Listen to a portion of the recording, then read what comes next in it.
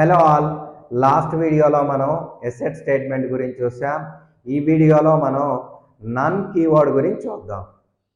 So మనం almost core Python ఎండింగ్కి వచ్చేసాము. మీరు గిన నా కోర్ పైథాన్ ప్లేలిస్ట్ని క్లియర్గా గమనిస్తే నేను ప్రతి కాన్సెప్ట్ని కూడా డీటెయిల్డ్గా ఎక్స్ప్లెయిన్ చేశాను. దాంతోపాటు ఆ కాన్సెప్ట్కి ఎక్కడైతే ప్రోగ్రామ్స్ అవసరమైతాయో నేను ప్రోగ్రామ్స్ రాసి చూపించాను. ఎక్కడైతే మీకు ప్రాక్టీస్ అవసరమైద్దో అక్కడ నేను అసైన్మెంట్స్ కూడా ఇచ్చాను.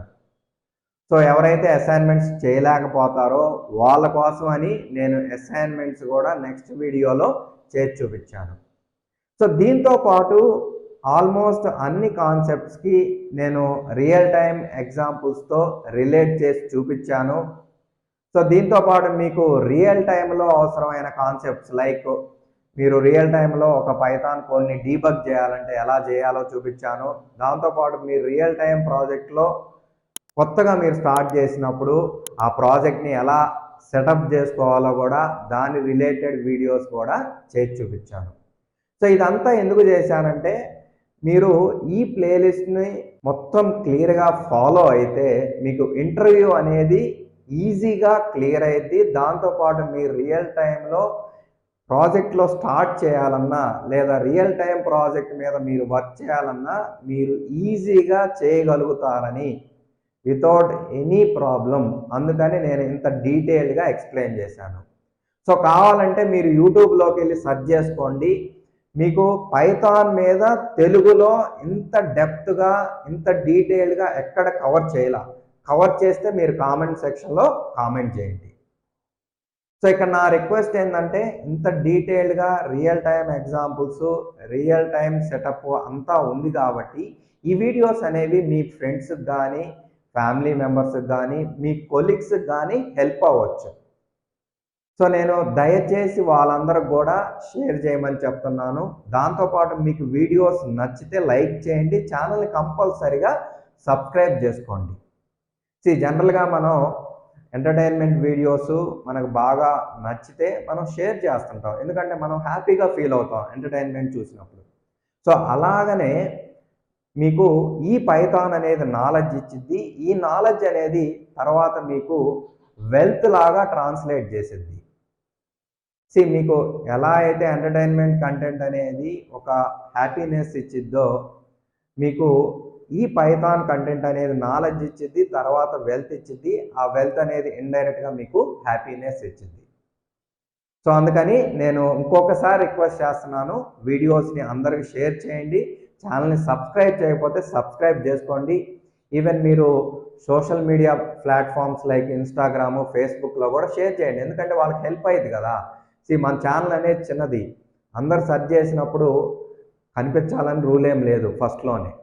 సో ఇదే కనుక మీరు షేర్ చేస్తే వాళ్ళు మళ్ళీ ఇలాంటి రిలేటెడ్ కోర్సెస్ మళ్ళీ కొనుక్కోకుండా ఫ్రీగానే నేర్చుకోవచ్చు.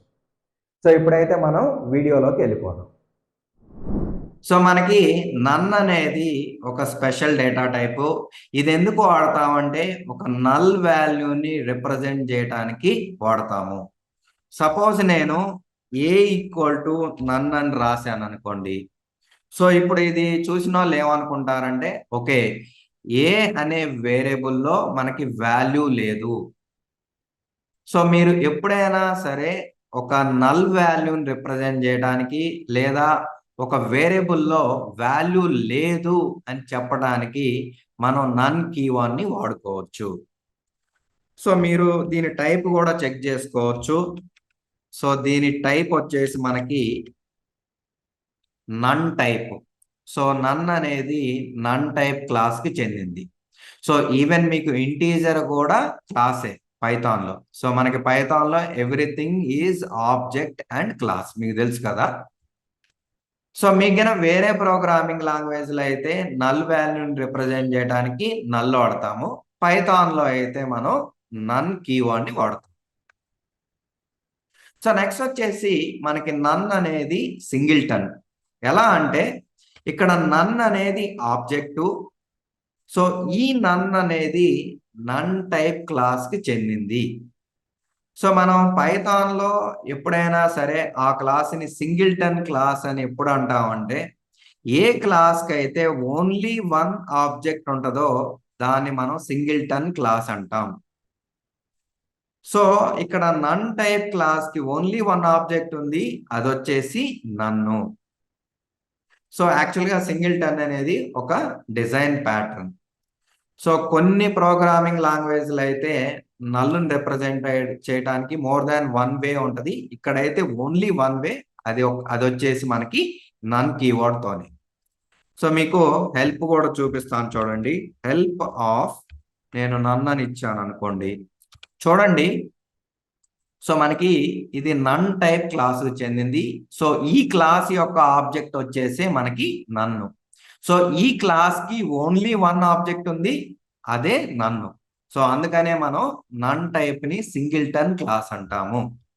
ఇంకొక ఇంపార్టెంట్ పాయింట్ వచ్చేసి, మీరు ప్రోగ్రామ్ లో నన్ను ఎన్నిసార్లు యూజ్ చేసినా రెఫర్ చేసినా నన్ అనేది సేమ్ ఐడెంటిటీని సేమ్ ఆబ్జెక్ట్ ని పాయింట్ చేస్తుంది. సపోజ్ మీరు నన్ని ఎన్ని డిఫరెంట్ వేరియబుల్స్ కి అసైన్ చేసినా ఆ వేరియబుల్స్ యొక్క ఐడెంటిటీ మీరు చెక్ చేసుకుంటే సేమ్ ఉంటుంది. అంటే మెమరీ అడ్రస్ అనేది అన్నిటికీ సేమ్ ఉంటుంది. సో ఇది కూడా ఇంపార్టెంట్, గుర్తుపెట్టుకోండి. సో మనకి ఎందుకంటే నన్ అనేది ఒక ఆబ్జెక్టే ఉంది. సో నన్ టైప్ క్లాస్ కి ఒకే ఒక ఆబ్జెక్ట్ ఉంది, అది నన్ను. మీరు ఎన్నిసార్లు దీన్ని వాడిన ప్రోగ్రామ్ లో ఎన్ని వేరియబుల్స్ కి అసైన్ చేసినా అవన్నీ కూడా సేమ్ మెమరీ అడ్రస్ ని సేమ్ ఐడెంటిటీని పాయింట్ చేస్తాయి. సో నెక్స్ట్ వచ్చేసి మనకి ప్లేస్ హోల్డర్. సో నన్ అనేది మనం ప్లేస్ హోల్డర్ గా వాడుకోవచ్చు. సపోజ్ మీకు ఒక వేరియబుల్ లోకి యాక్చువల్ వాల్యూ తర్వాత వచ్చింది. సో టెంపరీగా మీరు దాంట్లోకి నన్ అనే వాల్యూ పెట్టుకోవచ్చు. ఎందుకంటే టెంపరీగా ఈ వేరియబుల్లో ఎంటీ వాల్యూ ఉందని చెప్పడానికి లేదా నల్ వాల్యూ ఉందని చెప్పడానికి వాడుకోవచ్చు. సో తర్వాత మనకి యాక్చువల్ వాల్యూ వచ్చినప్పుడు మనం ఆ యాక్చువల్ వాల్యూతో సబ్స్టిట్యూట్ చేసుకోవచ్చు. సో ఇది కూడా ఎనీవే మీకు ప్రోగ్రామాటికల్ గా కొద్దిసేపు అయిన తర్వాత చూపిస్తాను. సో దీంతో పాటు మనకి ఫంక్షన్ ఏమి రిటర్న్ చేయకపోయినా ఇంప్లిసిట్ గా పైథాన్ లో మనకి నన్ని రిటర్న్ చేసిద్ది. సో మీకు ఇంత ముందు కూడా చూపించాను, బట్ ఎనీవే మళ్ళీ ఇప్పుడు కూడా ప్రోగ్రామాటికల్ గా కవర్ చేస్తాను. సో నెక్స్ట్ వచ్చేసి కంపారిజన్. సో మీరు ఎప్పుడైనా నన్ కీవర్డ్ వాడినప్పుడు కంపారిజన్ చేసేటప్పుడు మీరు ఈక్వల్ టు ఆపరేటర్ వాడాలా, ఈజ్ ఆపరేటర్ వాడాలా? సో మీకు తెలుసు కదా రెండింటికి డిఫరెన్స్, నేను ఆల్రెడీ ఎక్స్ప్లెయిన్ చేశాను. ఈజ్ అనేది ఐడెంటిటీని చెక్ చేసేది కాబట్టి, నన్ అనేది ఆబ్జెక్ట్ కాబట్టి మీరు ఈజ్ ఆపరేటర్ వాడండి. ఈక్వల్ టు ఆపరేటర్ వాడమాకండి. ఎందుకంటే ఈక్వల్ టు అనేది వాల్యూస్ ని చెక్ చేసేది కాబట్టి. సో చూడండి, ఇక్కడ ఏ ఈక్వల్ టు నన్ ఇచ్చాను అనుకోండి. సో ఇప్పుడు దీంట్లో నన్ ఉందో లేదో అని చెక్ చేయడానికి మీరు ఈజ్ ఆపరేటరే వాడండి. సో టెక్నికల్ గా మీరు ఈజ్ ఆపరేటరే వాడాలి, ఎందుకంటే ఇది ఆబ్జెక్ట్ కాబట్టి. వాల్యూ అయినప్పుడు మీరు ఈక్వల్ టు వాడండి. సో దో మీరు ఈక్వల్ టు వాడినా ఇది ట్రూ ఇచ్చింది, బట్ ఇది కరెక్ట్ కాదు. సో ఇది ఆబ్జెక్ట్ ఐడెంటిటీ కాబట్టి టెక్నికల్ గా ఈజ్ ఆపరేటరే మీరు వాడండి. ఇది ఇంపార్టెంట్, గుర్తుపెట్టుకోండి. సో లేకపోతే మీరు ఎవరన్నా మీ కోడ్ చూసినా ఈక్వల్ టు వాడితే సో మీకు పైథాన్ రాదని వాళ్ళకి అర్థమైపోయింది రియల్ టైం ప్రాజెక్ట్స్ లో మీరు వాడినప్పుడు. సో నెక్స్ట్ వచ్చేసి మనకి ఈ నన్ కీవర్డ్ అనేది మీకు ఫాల్స్ వాల్యూతో ఈక్వల్ కాదు, జీరోతో ఈక్వల్ కాదు, ఎంటీ స్ట్రింగ్ తో ఈక్వల్ కాదు. సో మనం ఇఫ్ స్టేట్మెంట్ అనేది నన్ తో వాడితే అది ఫాల్స్ వాల్యూగా తీసుకుంటుంది. సో ఇప్పుడు చూపిస్తాను చూడండి. సో నేను నన్ ఈక్వల్ టు జీరో అంటే ఇది ఈక్వల్ కాదు. So even NaN is zero అంటే అది ఈక్వల్ కాదు. సో నేను నన్ని ఫాల్స్ తో కూడా చెక్ చేస్తా, బూలియన్ వాల్యూ ఈక్వల్ కాదు. సో నేను ఈక్వల్ టు ఆపరేటర్ కూడా వాడతాను, ఇది కూడా ఈక్వల్ కాదు. సో మీరు అర్థం చేసుకోవాల్సింది ఏంటంటే, సో దో ఇవన్నీ మీరు ఇఫ్ కండిషన్ లో వాడిన ఫాల్స్ వచ్చినా ఇవి యాక్చువల్ గా వాల్యూస్. ఇక్కడ నన్ అనేది వాల్యూ కాదు, ఎంటీ వాల్యూని రిప్రజెంట్ చేసిద్ది. సో ఈ నన్ను ఫాల్స్ జీరో ఇవి ఈక్వల్ కాదు. సో నెక్స్ట్ వచ్చేసి మనకి ఈ జీరో మనకి ఎంటీ అరే, ఫాల్స్ ఇవన్నీ ఇఫ్ స్టేట్మెంట్ లో వాడితే మీకు ఫాల్స్ వాల్యూని రిప్రజెంట్ చేస్తాయి. సో మీరు బూలియన్ లో కన్వర్ట్ చేసిన ఫాల్స్ ని రిప్రజెంట్ చేస్తాయి. ఈవెన్ నన్ను కూడా మనం ఇఫ్ స్టేట్మెంట్ లో వాడితే అది ఎంటీ కాబట్టి ఇది కూడా ఫాల్స్ గానే తీసుకుంటది. ఇప్పుడు మీకు నేను ఈ వాల్యూస్ ని బూలియన్ కాంటెక్స్ట్ లో ఎక్స్ప్లెయిన్ చేస్తాను. దాంతో పాటు ఇఫ్ స్టేట్మెంట్ లో కూడా వాడి చూపిస్తాను చూడండి. సో బూలియన్ కాంటెక్స్ట్ లో చూపించాలంటే మనం ఆ వాల్యూస్ ని బూల్ డేటా టైప్ లోకి కన్వర్ట్ చేయాలి. సో నేను నన్ను పాస్ చేస్తే బూల్ లోకి, నన్ అనేది ఎంటీ వాల్యూ కదా, సో ఇది మనకి ఫాల్స్ వాల్యూ లాగా చూపించింది. సో మనకి బూలియన్ కాంటెక్స్ట్ లో నన్ అనేది false. So even Boolean context లో 0 పాస్ చేస్తే ఇది కూడా మనకి ఫాల్సే. సో ఈవెన్ మీరు ఎంటీ లిస్ట్ పాస్ చేసినా అది ఫాల్సే. సో ఎనీవే ఫాల్స్ అనేది బూలియన్ వాల్యూ, సో అది కూడా ఫాల్స్ గానే ట్రీట్ చేస్తాము. సో ఈవెన్ మనం ఎంటీ స్ట్రింగ్ పాస్ చేసిన ఇది కూడా మనకి ఫాల్స్ లాగానే ట్రీట్ చేసింది. సో వీటన్నిటిని నేను ఇఫ్ లో పెట్టి చూపిస్తాను చూడండి. సో నేను ఒక వేరియబుల్ తీసుకుంటున్నా, ఏ ఈక్వల్ టు నన్ అంటున్నా. సో నేను ఇఫ్ స్టేట్మెంట్ లో ఏ పాస్ చేశాను అనుకోండి. సో ఇది ట్రూ అయితే అది not a none value, false అయినప్పుడే అది నన్ వాల్యూ. సో ఎందుకంటే మనకి నన్ అనేది ఫాల్స్ ని రిప్రజెంట్ చేసింది కాబట్టి నన్ అయినప్పుడు మనకి ఇఫ్ ఎగ్జిక్యూట్ అవ్వదు. సో ఆల్వేస్ మనకి ఎల్స్కి వెళ్ళింది. సో నేనేం చేస్తున్నానంటే ఇక్కడ ఇది ట్రూ అయితే అది నన్ వాల్యూ కాదు కాబట్టి it is not a none value అని రాస్తాను. అదే గిన ఫాల్స్ అయితే అది నన్ వాల్యూ. సో మనకి నన్ వాల్యూ అయినప్పుడు అది బూలియన్ కాంటెక్స్ట్ లో ఫాల్స్ కాబట్టి మనకి ఎల్స్ బ్లాక్ వచ్చింది. సో ఇప్పుడు ఏం చేస్తాను, ఇప్పుడు నన్ ఇచ్చా కదా ఏకి, సో నేను రన్ చేస్తే నాకు it is a none value అని వచ్చింది. సో అదే గిన నేను ఏదైనా వాల్యూ 7 ఇచ్చాను అనుకోండి. సో ఇప్పుడు మనకి ఇది నన్ వాల్యూ కాదు కాబట్టి మనకి ట్రూ అయింది ఇక్కడ. సో ట్రూ అయితే మనకి it is not a none value అని ప్రింట్ అయింది. సో సిమిలర్ గా మీరు ఏలో 0 పాస్ చేసినా ఇది ఫాల్స్ లాగానే ట్రీట్ చేసింది. సో మీరు ఇఫ్ ఏ అంటే అది 0 కదా, సో ఫాల్స్ వచ్చింది కాబట్టి ఎల్స్ లోకి వచ్చింది. So it is A 0 value అని పెడతా ఎల్స్ లో. Otherwise it is not A 0 value. So మనం 0 పాస్ చేస్తేనేమో ఫాల్స్ గా తీసుకొని ఎల్స్ ఎగ్జిక్యూట్ అయింది. సో అదే నేను నాన్ 0 వాల్యూ పాస్ చేస్తే సో మనకి ట్రూ అయింది. సో ఇవన్నీ మీకు తెలుసు, మనం ఆల్రెడీ ఇఫ్ స్టేట్మెంట్ లో చూసాం. సో ఈవెన్ మనం ఎంటీ లిస్ట్ పాస్ చేసినా సో ఇది ఫాల్స్ లాగానే ట్రీట్ చేసింది. So it is not a empty list అంట. సో ఇక్కడైతేనేమో it is a empty list అంట. సో మనం ఎంటీ పాస్ చేసాం కాబట్టి అది ఫాల్స్ తీసుకుంటది కాబట్టి ఎల్స్ లోకి వచ్చింది. సో ఇప్పుడు రన్ చేస్తే it is a empty list అని చూపించింది. సో నేను ఏదైనా వాల్యూ పాస్ చేశాను అనుకోండి, సో ఇప్పుడు ఎంటీ కాదు కాబట్టి ఇది ట్రూ అయింది. So it is not a empty list అని ప్రింట్ అయింది. సో చూసారు కదా. సో ఈవెన్ మీరు కావాలనుకుంటే ఎంటీ స్ట్రింగ్ కూడా ట్రై చేయండి, ఇలానే వర్క్ అయింది.